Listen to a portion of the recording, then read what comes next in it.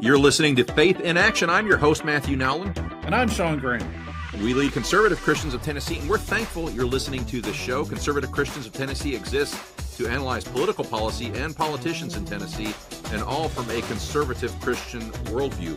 We want to glorify God by helping you to glorify God, so please don't hesitate to send us questions or comments via email. You can reach me directly by emailing matthew@tnchristian.com. Or Shawn, SHAWN, @tnchristian.com. You can follow me on X. I'm at MNBookman. Our scripture for today is Judges, the 2nd chapter, verses 16 through 19. Nevertheless, the Lord raised up judges who delivered them out of the hand of those who plundered them. They would not listen to their judges, but they played the harlot with other gods and bowed down to them. They turned quickly away from the way in which their fathers walked in obeying the commandments of the Lord. They did not do so, and when the Lord raised up judges for them, the Lord was with the judge and delivered them out of the hand of their enemies all the days of the judge. For the Lord was moved to pity by their groaning because of those who oppressed them and harassed them. And it came to pass, when the judge was dead, that they reverted and behaved more corruptly than their fathers by following other gods to serve them and bow down to them. They did not cease from their own doings, nor from their stubborn way.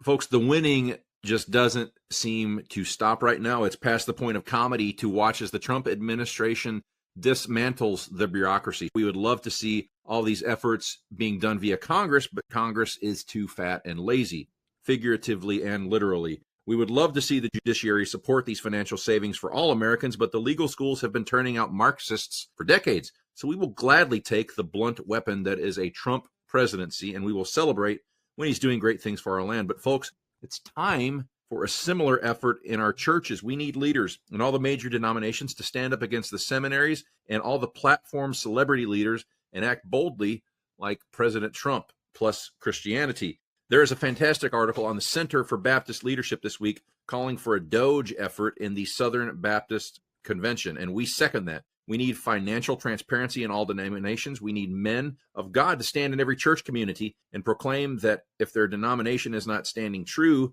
well, that they will hold their family and church to the truth of God's word. We hope in this moment that Christians will take courage. We need men that see what the world is doing and to stop hiding behind the crutch of denominational oversight. Christian, the world should never be more bold than us. May we stand confidently on the truth, and may we always leave our family, our churches, and our communities better off when we step into eternity. Today's guest is a longtime friend of the program and the current elected representative for the 7th District of the state of Alabama. Representative Yarbrough was raised in rural North Alabama, homeschool educated, and is now homeschooling his own children with his wife. Ernie is an electrical engineer by trade. He knows what he's doing. Ernie tutored me through school. Thank you, Ernie. And is now self-employed along with his incredible wife. They own an amazing health and wellness business where they promote healthy lifestyles. Ernie has been on the show before, and we're proud to have him back at the beginning of another legislative session in the state of Alabama. Welcome to Faith in Action, Representative Ernie Yarbrough. Thank you so much for having me on. It's an honor and a pleasure. You know, I spent a decent amount of time in Tennessee under the tutelage of Dr. George Grant in Franklin, Tennessee, and I have many friends in Tennessee. So I certainly have a love for my northern neighbor in a southern kind of way. And I'm grateful for the chance to be back and share my thoughts and my heart and what God's doing here and hopefully across the nation. We haven't had you on a show in a while. I think it's been about a year, but yeah. I do know that you were in Washington, D.C. for the inauguration. Tell our listeners about what that was like on the ground. Yeah, I've always wanted to go to an inauguration since I was a kid. It was one of the most electrifying experiences of my life. It was fantastic. I'd only been to D.C. one time before, and that was for a wedding, and I had my family, and we got to do a tiny bit of sightseeing. But you know, the whole purpose of this trip was just to immerse yourself in the experience of what felt like, I mean, in a political sense, salvation for our country. You notice, like a lot of times, like when Trump went to the Super Bowl, there was a coach, we call him Senator Tuberville, Senator Britt. Like there's these Alabama people keep showing back up and around Trump because there's been a lot of support and work done for him and with him. And our chairman, Shawn, I believe he was in Mar-a-Lago the night of the election. So Alabama's got some real ties to President Trump. So we were laughing and say, hey, when we go to D.C., we're going to bring so much Alabama MAGA to D.C. that these people are going to be permanently scarred. So we were laughing about how maybe when we left, they're going to be in a corner, kind of curled up, just yelling Roll Tide and Trump and not knowing what they're doing. So, but it was fantastic. Like everywhere you went, there was just a sea of MAGA hats. The conversation was great. Saw all kinds of historical sites. So, you know, the World War II, Vietnam Veteran Memorial, My flight got canceled, so I bumped it back to Friday. I got a tour of the Capitol, thanks to the graciousness of our host, Congressman Robert Adderholt, who was my congressman for forever until January 1st of this year when they redrew the lines. Now we've got a great Congressman, Dale Strong. And the tour, we got to go up on the platform that Trump was inaugurated on. I had VIP tickets, but all that got it rearranged because of the weather. And so we ended up watching the inauguration in Congressman Adderholt's office, but out his front window right there was the rotunda. And, we got to see choppers take off, planes come down, in a good way, not in the bad way afterwards. But, we were lined up for miles trying to get in the stadium. All these guys and gals were like just selling the Trump wares, the American flag, vests and scarves and hats. And there was just so much patriotism. And it was a mix. There's black folks, white folks, Asian folks. It was just all kinds of people. And so it was just a sense of just being proud to be an American and that there was hope and purpose for our country, so it was just exciting, man. I think it's interesting. We see kids involved in a way that I've never seen it before. Did you see that at the inauguration too? Because like Elon's got his son. It just seems like everybody's involving their families. Yeah, and I think that speaks a lot because it's like what they bring forth and want to normalize, right? And the Biden administration, and it's been this way even with Republicans before and not a good way, right? That somehow, we have 4 kids. My brother-in-law's got 8 kids. Some got 5, some got 6. Joshua's got 2, but he's like, hey, I've only been married 3 years. Give me a chance, But they're like, oh, boy, you got that many kids. What, what causes that? Wink, wink, or whatever. But it's like, the renormalization of family. My dad's generation, it was normal to have 4, 5, 6, 7, 8 kids. That was normal. That was the normal size family. So the kids were involved there. It was great to see. And what they're helping normalize and renormalize is wonderful because, the attack on the nuclear family isn't just like from BLM. Yeah. It's not just from Antifa. It's conservative, quote unquote, people, even church going people, quote unquote. You don't get to a 1.6 national average of kids because you've prioritized family, Pastors, elders, you need to understand that while you pushed for abstinence, what you really should have been pushing for is fruitful marriages that led to people having fruitful biblical sex at a younger age and having larger families. The church has cut its own feet off in so many ways. And sorry to be that frank, but I'm not sorry. Right. And young men, I will tell you, I have 2 regrets in life. One, that I dated my wife for 4.5 years before we got married. We were engaged for 6 months, had a really quick engagement. And secondly, that we waited so long to have kids. I bought into a lot of the lies of culture that were really laundered from culture into the church. So great word, Ernie. We need to get that 1.6 up. We can take over this country again in 2 generations. That's right. 100%. And I'm seeing more young people get married, having babies, and it's not a trend that you reverse overnight, but it's really important. And I think, our nation starts and stops with our men. Feminism has been such a destructive force in this country. And I go and speak to Republican women's groups, and they love this message. I'm like, our number one problem is a lack of godly, bold, courageous male leadership. That's right. And knows who to protect, who to provide for, and who to put 6 feet under. Yeah. And when you develop strong, women are realizing, women, we can't do without strong men. They're not abusive men, but men who know what it is to be strong and be leaders in their family, leaders of themselves, leaders in the community, church, and the state. Because when you do that, everybody under them prospers. Right. That's a good word. We also want to talk about one of your efforts, which is Make America Local Again. I think I've heard rumors of a book, but describe this phenomenon to us and tell us about said rumored book. Yeah. So my campaign slogan, District 7, God just gave it to me. I was praying over this and it was like, hey, got it. Make America Local Again. Obviously, MAGA was on the mind. And I was like, well, I don't want to steal that because that's just cheesy, but I want it to be meaningful. Right. And it's like, this is it. We've gotten into this condition because the grassroots people have been asleep at the wheel.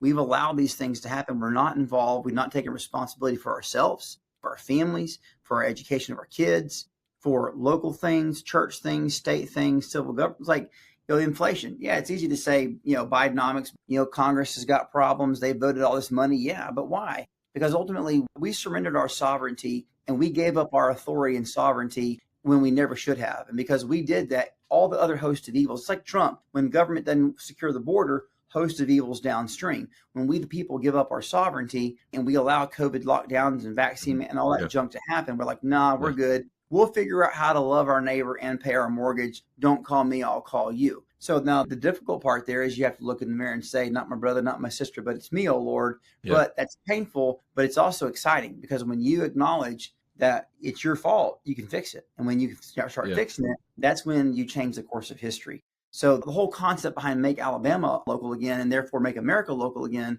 is this concept, really part of my book that I'm writing called Make America Local Again. There's one chapter on pyramids. I like pictorial representations. I think it helps, like concepts. Pharaoh built pyramids, right? We know the shape, wide base, caste system, what's good for the masses. And so when you have this message of, hey, these vaccines are great for the masses, and the caste system and the peons under us, it leads to a social structure that gets narrower and narrower until you got one guy at the top or a few folks calling all the shots, right? Which is just tyranny. And so America comes along and has this idea, this experiment in liberty. Let's take the pyramid and flip it upside down and start under God, not with what's good for the masses, right? But the single individual point of individual liberties and freedoms. So now all of a sudden what you have is Article 1, Section 35 of the Alabama State Constitution that says that the sole object and the only legitimate end of government is to protect the citizen and their enjoyment of life, liberty, and property. And when government becomes abusive of these ends, it is usurpation and oppression. So now you have this social structure that starts with the individual liberty and freedom at the bottom. And as you go up now, it gets wider, not narrower, right? So now there's more room and more opportunity for more people to succeed,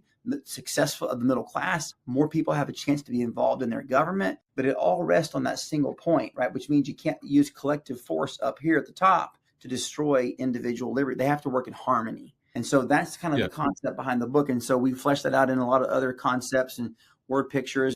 Hopefully it'll be an easy, fun read, a few hundred pages. I always give, every session I give each state rep one book per session. So my first book was The Doctrine of the Lesser Magistrate by Matt Trewalla. Second book last session was The Law by Frederick Bastiat. This one hopefully will be my book. So that's kind of the concept. And the more that the American people will kind of wake up and lean into this American Doge effort, taking back responsibility ourselves personally, I think you will see some radical changes. Yeah. Ernie, where do you get your news as a conservative representative, and where do your fellow representatives get their news? That's changing, that's in flux. It's not the lamestream news. Where do you go? Yeah, so we've seen this reflected in the emphasis and priorities of the new press secretary, right? There's the new media section, 10, 20,000, how many ever it is have applied for this. And we've seen Doge uncover, hey, we're paying Politico and all these folks millions of dollars to keep the prop up their subscriptions. That's been something else. But for me, number one, obviously in that context, citizen-sponsored journalism is huge. Because when you have corporate, 2007-ish, you had the evacuation of the car companies, the car salesmen, and the mortgage companies who were propping up mainstream media with paid advertising. They went digital. So in Alabama, at least, who stepped in? Well, all these corporations, right? So then you got corporate sponsored media. That's an oxymoron. So what's happened in Alabama is, through the mercy of God, a brother friend of mine, Brian Dawson, he saved in prison, God, like Damascus Road experience, gets converted, gets out through a whole crazy circumstances of providence. He launched 1819 News, and 1819 was the year Bama became a state. And so he's constantly traveling the state, speaking to people, Republican groups, wealthy businessmen. It's citizen-sponsored journalism. So 1819 News, while they do cover some national things, obviously the meat of the focus, they are driving the ship on everything Alabama, from libraries and what's in the libraries to school boards to crazy local stuff happening to great legislation and bills being introduced, bad legislation. And it's amazing. When I first started 3 sessions ago, they were kind of despised, and then they became an irritant, and then they're feared, and now everybody's trying to get on their podcast. Awesome. Shawn, did you catch the order that works in? I got that. I like it. Ernie, you were talking about legislation that's coming up, and I know you had some interest with some Second Amendment bills that you and I've talked about in the past. What do you have coming up right now? You know, one of the things I unashamedly do is I steal, but I steal in the best way, because I think it was Charles Spurgeon said, if one person takes it, they call it plagiarism, but if you take it from many, then it's just research. So I've got a bill from Georgia that I took that just make it for Alabama, but I've had bills in the past like trying to just outlaw red flag laws and stuff. But this particular bill, I saw Governor DeSantis is doing, he calls it the Summer of the Second Amendment. And the concept there is that from Memorial Day to 4th of July, there's no tax on ammo and gun sales. So I've got that working right now, and I'm calling it 2A holiday. So hopefully that'll help spur the economic growth, as well as sending the message that in Alabama, we strongly support the Second Amendment rights of our citizens and the importance of having, a well-regulated and militia and armed people, primarily to hold their own government accountable. Yeah, that's good. There are, of course, other plays on words. You said in pre-show, Ernie, I can't remember it. Why don't you say it, Ernie? Sure. I say, hey, if 2A holiday doesn't work out, we can always call it suns out, guns out. Guns out. I love it. Guns out. I do love it. Yeah, it's crazy that, Alabama is so red. I think we're the most conservative state, the populace. Maybe I'm wrong. Maybe we can arm wrestle with that for a few other states. But I'd argue with successful deportations, Tennessee might join you. Yeah, I would love to have that debate, a friendly arm wrestling match, and see who can outdo each other, because that means we're all winning, right? But the issue here, when you've got, at last, citizen-sponsored journalism, and so what happens if you don't have citizen-sponsored journalism, then there's different ways that people in leadership try to sideline you. But yet, when you have honest journalism that's sponsored by citizens of your state, it's real simple. Like, we say we believe this, let's pass legislation that reflects it. And, I tell people there's two groups of people that influence legislators. It's going to shock you. It's just common sense. Two groups of people that influence legislators, those who voted for them and those who didn't. And those who didn't do through money, lobbyists, whatever. Not that lobbyists don't have a place, but it's all got to come in that window of Article 1, Section 35 that I quoted earlier. So why do we have purple legislation in a red state? It should not be the case. We shouldn't need to have extra wind in our sails in Alabama. You shouldn't need to have extra wind in your sails in Tennessee. But Trump has provided that for us. Like, I'm working on the anti-vaccine mandate legislation, right? And I'm hoping I get the AG support. The kill statement of killing these amendments or these good bills on the floor is, this could endanger federal funding, and I move to table the amendment or move whatever. First of all, federal funding can go back to the pit of hell where it came from, number one. Number two, as if we needed wind at our back, we've got it. So my argument on the floor now is going to be, if not now, when? Absolutely. Yeah. And if you're not going to do it now, you never intended to, and you're a lying coward. Yeah. I know you feel like you were strong. You were strong, but you were also reserved, because that's something where a Christian could almost start swearing if they really didn't control themselves. Yes. It's cowardice. Yeah. I mean, what I tell people is that we have an epidemic. We have a pandemic of men who have no testicular fortitude. You got to know your principles, and you stand. And look, there's things you compromise on. You move the curtains around, change the color of something. But when it comes to fundamental foundational things, you compromise on those things and you hedge on those things. It's because you have no honor. And a man's got to believe in something and stand for something. We've got some legislation coming up. It's like, age of majority. I'm all for moving it to 18 on all these different things. Then when there's exceptions in there for pregnancy and STDs, because DHR and ADPH might get mad about possibly losing their federal funding, I don't care. First of all, now's the time to do it, because we have a federal government that's moving to aid these things and help these things. But it's because we've caved into that stuff. It's got us in this position anyway. That's right. Yeah. If you have anything that is legally controversial that might have to move through the court systems, and you're not doing it now, you're telling me that you want to wait until you have a court that's not favorable to do it. You have 3 years to get something to the Supreme Court. And hopefully Kagan's going to roll off. But whether she does or not, you have potentially the most conservative Supreme Court of our lives, at least as far as conservatism is rolling everything back to 1990s Happy Land. And that's where we've got to make the decision. Trump's not a perfect man. But brother, he has shown unbelievable courage, and the odds he has had to overcome and the things he's had to walk through and the team he's surrounded himself with, I think he's faced the brunt of the storm. And if we can't come behind that man and support him with actions that don't really cost us anything except for telling DHR and ADPH, we're not going to let you prioritize federal funding over the freedoms and liberties and values of Alabama, what kind of good for nothing are we?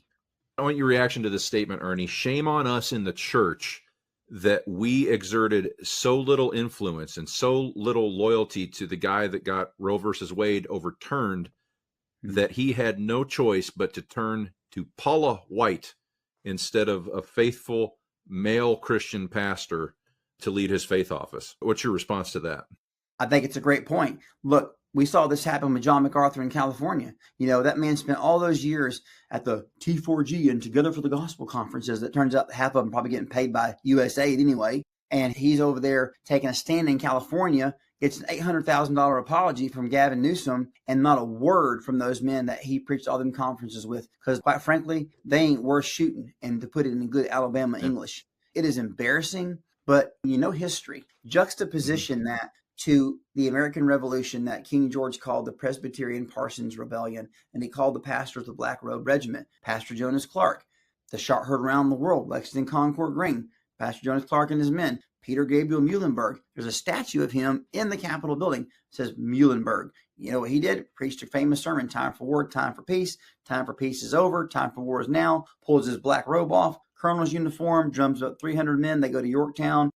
The reality is that we have been plagued with a generation of pastors. And I've seen pastors get on Facebook and preaching straight fire, Oklahoma, various places. So I do believe God's at work. But we're in this season where these corrupt, spineless ministries are having to be exposed. And let me tell you, I'm an old school Presbyterian. I would say I'm Reformed. I would say Westminster Standards for me. And it was old school Presbyterian pastors who took a stand, on helping with the American Revolution. But when Kirk Cameron comes to Huntsville, Alabama, and tries to get his Brave Books thing and take a stand against trannies and perverts, and these people want to get these nasty books and to groom our kids, all the Reformed or Presbyterian or old school churches, old school Methodist, none of them would support Kirk Cameron. It was a charismatic church called The Rock. Their pastor, Rusty Wallace, he's amazing. They said, yep.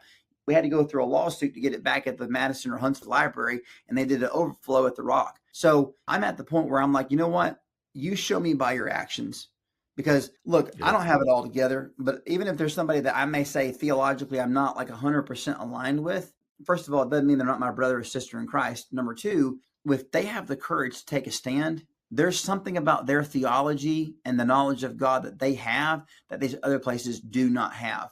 Remember the parable where Jesus said, hey, I got one son says, I'm not going to do it. Then he does it. Another son says, I'll do it and doesn't. Which one was faithful? Right. The virtue signaling and the fake hypocrisy and fake spirituality of people who wouldn't lift a finger to do what's right and take a stand. It's like the church version of people who are like concerned that RFK Jr. is not appropriate for HHS when they thought a fat man wearing a dress was. You know what? Talk to the hand, brother, because the face ain't listening. Man, I haven't heard that since the 90s, Ernie. You have started a travel company. Tell us about that travel company.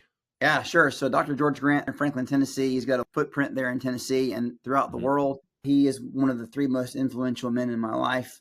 He's written, 60, 70, 80 books in schools and things across the world. And years ago, when I went to Bannockburn, if you've seen the movie Braveheart, Bannockburn is the last battle scene there where after Wallace was dead, the Scots fought and they won. You were one of the extras in that movie, right, Ernie?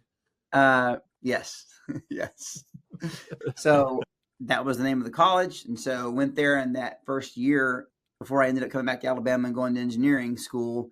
We went to Scotland for a trip and it changed my life. The history from the Reformation days and the William Wallace days and the John Knox days and the Covenanters all the way to Eric Liddell, Chariots of Fire. Anyway, all of that stuff just changed my life forever. And so that's led to now. We had it going before COVID and then COVID killed it. So now we're relaunching it. We've gone a few times since COVID, just 2 or 3 or 4 of us prepping for this to relaunch. And it's called Standfast Travels. So the website is now live, standfasttravels.com. And you can go there and read about it. And we're about to put up about a 1-minute video. You're going to see all over Facebook advertising this. Got some great shots from our trips. We got some drone footage of us on the Isle of Skye catching these Highland stag and does and castles and all this stuff. And the basic concept there is, in order to answer the call of today, we've got to be able to know our past, sink roots in the present, and build for the future. And what better way to do that than to go and see the places? So much of our Southern heritage is Scottish. So whether it's limited government, lower taxes, representative government in the government or in the church, whether it's, hey, who's your mom, who's your dad, where's your family from, that tight-knit connection. Also, King Alfred, Psalm 91, the war song of King Alfred. He became famous in the British Isles for bringing the word of God into the laws of the land, helping the people learn to read the Bible, all this stuff that was formative and created Western civilization that we love. Obviously, the bagpipes and the food. Sir Walter Scott, his castle, Abbotsford, is amazing. You can go to the William Wallace Monument, which spirals 200 and something steps up in all these rooms. You can see his actual sword. Western Isles, Columba on the island of Iona, and the preservation of the missionary and Protestant movement of training pastors when most of Europe was under Roman Catholicism, back when they were burning people for wanting to put the Bible in English. There's just so much heritage and history. That's standfasttravels.com. Check it out and learn more about the trip. There's a contact page. Just fill it out and you'll get an email with a lot more details of the trip, dates, and all that stuff. Folks, that's going to do it for another episode of Faith in Action. We're thrilled that you get to join us all across the state of Tennessee, Nashville, Clarksville, Memphis, and our surrounding listening areas in other states. If you want to hear more on this or other topics from a Christian worldview, head on over to botradionetwork.com and search for Faith in Action. We have links to 5 years of past shows, and you can listen to a wide range of guests sharing their wisdom about current events that affect Tennessee and the entire nation. Until next week, remember, straight out of the book of Exodus, true before it was penned, true when it was penned, true today, and true to the future, the Lord shall reign forever and ever.